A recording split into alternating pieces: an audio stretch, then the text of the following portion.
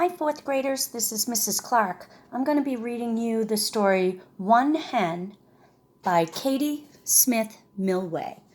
And before I read, I want you to be thinking about this question. Do you think someone your age could run or start a successful business? Well, the main character, Kojo, is a boy about your age, and he borrows money from his mom to start a business. Let's see what happens when Kojo tries to start that business as we read One Hen.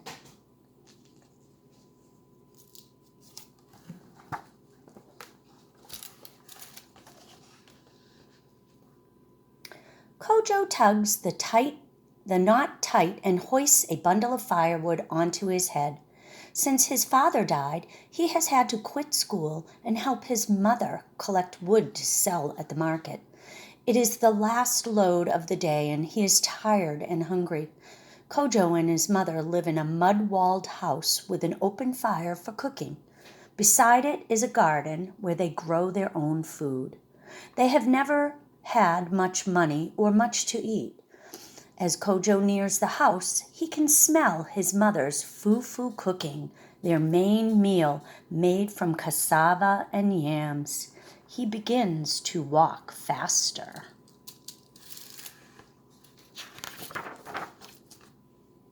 Kojo and his mother live in a village in the Ashanti region of Ghana. None of the 20 families in the village have very much money, but they do have a good idea.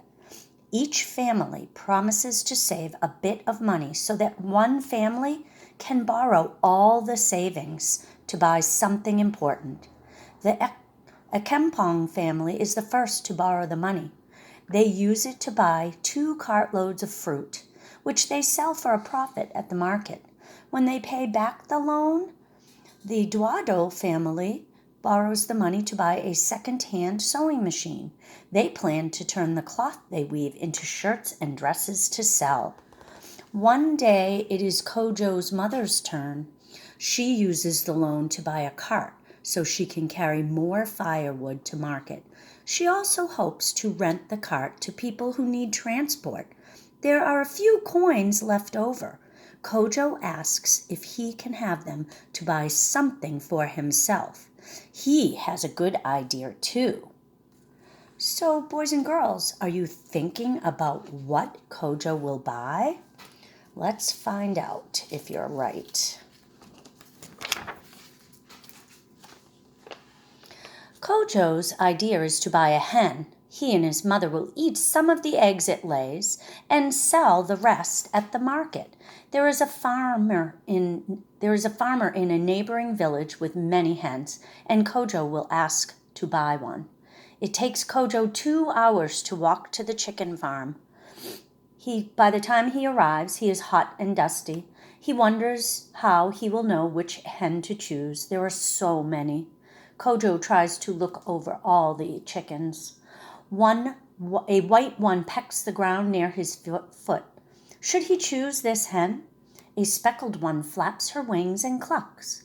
Perhaps she is the one. All at once, Kojo spies a plump brown hen with a bright red comb sitting in her nest and puffing out her feathers. She looks as if she would enjoy laying eggs. Now he doesn't have to think. He knows in his heart that she is the one. Kojo pays for the brown hen and puts her in a wicker basket and lifts the basket onto his head. As he walks home, he dreams about the future and sees a lot of eggs in it. Eggs to eat and, if he is lucky, eggs that he will sell to market to buy more hens. That night, he puts the basket with the hen beside his bed mat to keep it safe. Now, boys and girls, I want you to notice this illustration. The author has included some realistic elements along with some imaginary ones. Notice that tree with the hens and the eggs in it. I wonder what that author is suggesting by that image. Kojo makes a nest for his hens from an old wash powder box and checks it for eggs every day. On the first day, he finds nothing. On the second, still no. But what is this? In the corner, under some straw, a smooth brown egg. Kojo is lucky indeed. His hen does seem to enjoy laying eggs. She lays 5 eggs the first week. Kojo and his mother eat 1 egg apiece, and he saves the other 3 for the market on Saturday. On market day, he will walk among the stalls of fruit, vegetables, meats, kete cloth, and calabash bowls. He finds a good place to set down his small basket and call out for customers. Kojo sells 2 eggs to Ma and Kempong and 1 to Ma Duadu. He clutches his egg money tightly so he won't lose it. He is about to pack up his basket and go home when he finds another treasure.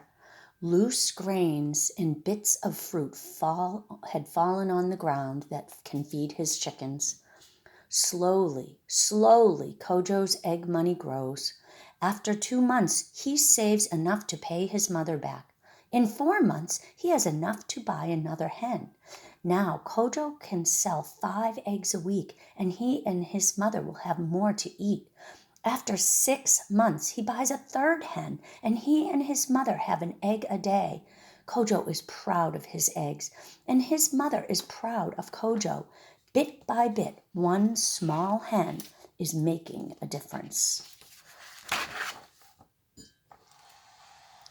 1 year later, Kojo has built up his flock to 25 hens. He thinks about the sounds of the chickens clucking and skittering about their enclosure He thinks the sounds of chickens clucking and skittering about their enclosure is better than the beating of festival drums. But collecting eggs from so many hens is hard work. His speckled hen tries to hide her eggs. Today he found one under a cassava plant, and his white hen pecks at him when he checks their nests. Then there is his brown hen with the bright red comb, his first and still his favorite. She always seems to have a smooth brown egg for him. Selling eggs at the market has given Kojo some savings. Maybe he will use his egg money to build a fine wooden chicken coop. Maybe he will buy some things his mother needs, such as a new water bucket and a good knife. Or maybe he can pay for something he's been dreaming of, fees and a uniform so that he can go back to school. Your eggs have made us stronger, Kojo, says his mother. Now go to school and learn for both of us. Boys and girls, why do you think his mother says that? Your eggs have made us stronger, Kojo. Now go back to school and learn for both of us. Let's think about that. Kojo's uniform feels stiff and new as he walks to school. With each step, his lips move silently, reciting the ABCs and numbers he's learned before his father died. In school, Kojo works hard to catch up with other students on reading and spelling and arithmetic. Later, he learns to write essays and solve math and science problems. And he learns about his country's history and its resources and about other countries in Africa and around the world. There are practical lessons for country life too. How to filter drinking water with a cloth to remove parasites. How to use chicken manure and compost made from garbage to fertilize soil and grow vegetables. The lessons Kojo learns help him care for his chickens. His dreams are growing bigger, but now he sees that he will need more education to make them come true. Kojo studies even harder and wins a scholarship to an agricultural college to learn more about farming. His mother will care for his chickens while he is away. At college, Kojo's dreams start to take shape, the shape of a farm of his own. After Kojo finishes college, he decides to take a big risk. He will use all the money he and his mother have saved to start a real poultry farm. He buys a large plot of land and enough wood and wire to build chicken coops. Now he needs hens, 900 of them, to start the farm. He needs another loan, and a big one. This time, Kojo goes to a bank in Kumasi, a nearby town. When the banker hears that Kojo wants to buy 900 hens, he shakes his head. He does not want to lend money to a young man from a poor family. Kojo does not give up. He goes to the capital city, Accra, and visits the bank's headquarters. Kojo waits and waits to see the bank president. The bank is near closing when, finally, the president agrees to see him. But not for long. He is a busy man. Kojo tells the banker that he has had schooling and will work hard. The banker has heard such stories before and frowns. Then Kojo tells him about the small loan and the brown hen and the egg money he has used to build his flock. The banker sits back in his chair. He taps his fingers together. This is not a story he hears every day. He smiles and nods. Kojo will get his loan. The banker and Kojo shake hands. Back home, Kojo buys his hens. Soon there will be eggs, so many eggs, that he will need helpers to collect them all.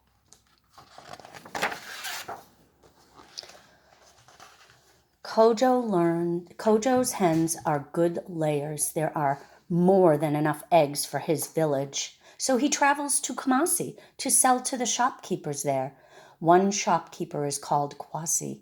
Kojo knows him well. This man grew up in the same village that Kojo's father did and was his good friend. Kojo also goes to Kwasi's shops last and sometimes stays for supper. He likes to hear stories about his father, and he likes the peanut stew and palm oil soup that Kwasi's daughter makes. Her name is Amma, and she is a teacher. She has many stories about boys, just like Kojo once was, boys who want to learn and who have big dreams. Kojo loves these stories, and he visits more and more often. He wishes he could hear Amma's stories every day. One day he asks if she will be his wife. Amma is proud to marry Kojo and join him on the farm. Soon Kojo and Amma are to be parents. As the years go by, they have 3 boys and 2 girls, all strong and clever. With the money from Kojo's eggs, they build a bigger house of cinder blocks and stucco. Kojo's mother comes to live with them and tend the garden. She will never have enough firewood. She will never have to sell firewood again.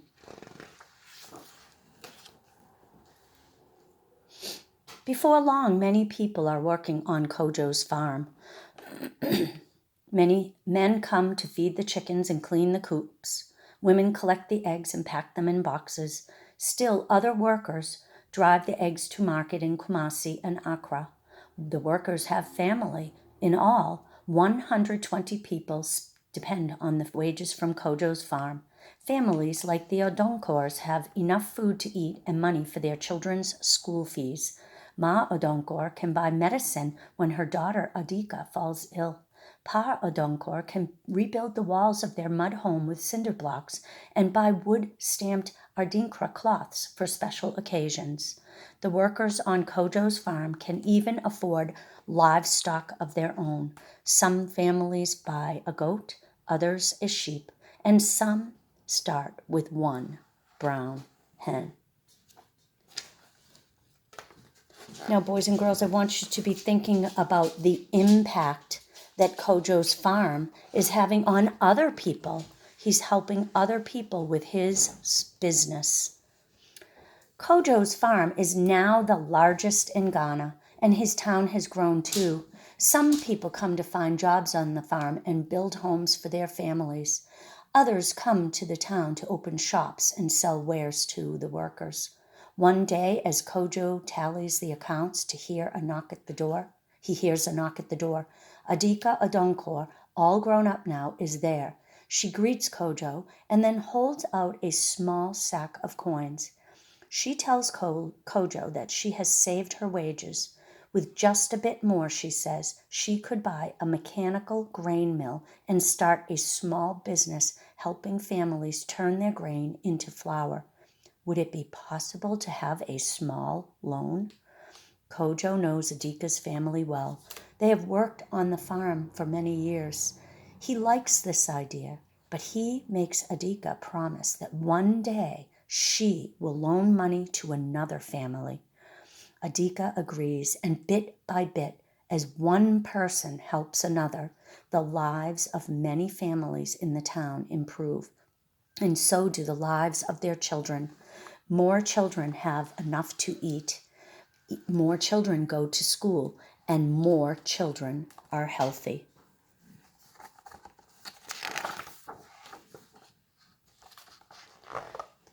As the years pass, Kojo's poultry farm becomes the largest in all of West Africa. He is older now and a proud grandfather. His grandchildren visit often and help collect eggs. Where will this one go, they ask. And that one? To Bamako in Mali, Kojo replies, or to Ouagadougou in Burkina Faso. Kojo's workers pack thousands of eggs a day, and Kojo feels proud each time an egg truck pulls away to take food to a family in neighboring countries. By now, Kojo has paid many taxes to the government of Ghana. So has his workers and the shopkeepers who sell his eggs. The government uses the tax money to build roads, schools, and health clinics across the country. It uses the money to improve the port at Accra, where the ships from many countries come to trade. One more egg truck drives away, and Kojo looks down at his youngest grandson. The next time the boy asks Kojo where an egg will go, Kojo will say, "To your future, my child."